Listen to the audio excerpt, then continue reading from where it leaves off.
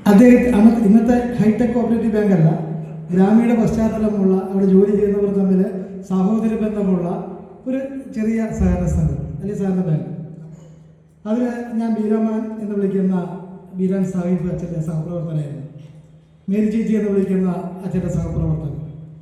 അപ്പോൾ ഓണവും വിഷു അല്ലെങ്കിൽ ഓണവും ക്രിസ്മസും പെരുന്നാളുകളും ഒക്കെ വരുമ്പോൾ ഓണക്കാലത്തിൻ്റെ തലേദിവസം, ഓണത്തിൻ്റെ തലേദിവസം ഇവരൊക്കെ ഒത്തുകൂടി എൻ്റെ വീട്ടിൽ ഇരുന്ന് ഓണസദ്യ കഴിക്കുകയും ഈ റംസാൻ വ്രത അനുഷ്ഠാനങ്ങളിൽ ബീരാമാൻ്റെ വീട്ടിൽ ഞങ്ങൾ എല്ലാവരും കൂടി ഒരുമിച്ചിരുന്ന് ആ ചടങ്ങിൽ അല്ലെങ്കിൽ ആചരണത്തിൽ പങ്കെടുക്കാനും പള്ളിയിൽ പെരുന്നാളുണ്ടാകുമ്പോൾ മേരി ചേച്ചിയുടെ വീട്ടിൽ ഒരുമിച്ച് കൂടിയിരുന്ന് പള്ളി പെരുന്നാൾ ആഘോഷിക്കുന്ന ആ നല്ലൊരു ഓർമ്മകൾ സത്യം പറഞ്ഞാൽ ഇന്ന് ഈ റംസാൻ വ്രതം അനുഷ്ഠാനം ഇഫ്താർ വിരുന്നിൽ പങ്കെടുക്കുമ്പോൾ സത്യമായിട്ട് മനസ്സിലേക്ക് വരികയാണ്.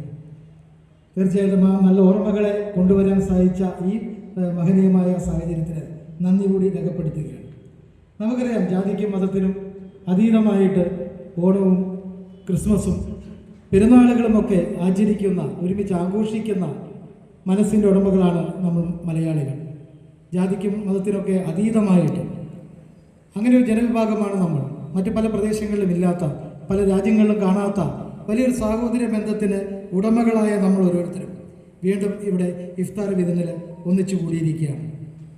ഇപ്പോൾ ബഹുമാനായ അബ്ദുൾ നാസർ സാർ അദ്ദേഹത്തിൻ്റെ പ്രഭാഷണത്തിൽ പറഞ്ഞ പോലെ ഈ വ്രതാനുഷ്ഠാനങ്ങൾ സക്കാത്ത് കൊടുക്കുക, ദാനധർമ്മങ്ങൾ ചെയ്യുക, വ്രത നോയമ്പുകൾ എടുക്കുന്നതിനേക്കാൾ ഉപരിയായിട്ട് വലിയൊരു പ്രാധാന്യം അതിനാണ് കൊടുക്കുന്നതെന്ന് പറഞ്ഞു.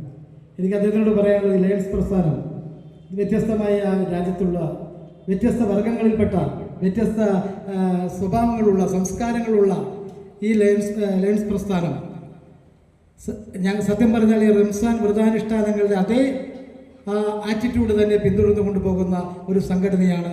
സേവനം മുഖമുദ്രയാക്കിക്കൊണ്ട് സമയവും സമ്പത്തും അതിനുവേണ്ടി ചെലവ് ചെയ്തുകൊണ്ട് പ്രവർത്തിക്കുന്ന ഒരു വലിയ വിഭാഗം, ലോകത്തിലെ ഏറ്റവും വലിയ സർവീസ് മോട്ടോ, പരിശുദ്ധ ഖുർആൻ പറയുന്ന, പരിശുദ്ധ വേദങ്ങൾ പറയുന്ന ആ അതേ തത്വങ്ങൾ, അതേ ചിന്തകൾ പുലർത്തുന്ന ഒരു മഹാപ്രസ്ഥാനമാണ് ലയൺസ് പ്രസ്ഥാനം. അതിൻ്റെ ഭാഗങ്ങളായിട്ടുള്ളവരാണ് ഇവിടെ ഇരിക്കുന്ന ഞങ്ങൾ എല്ലാവരും.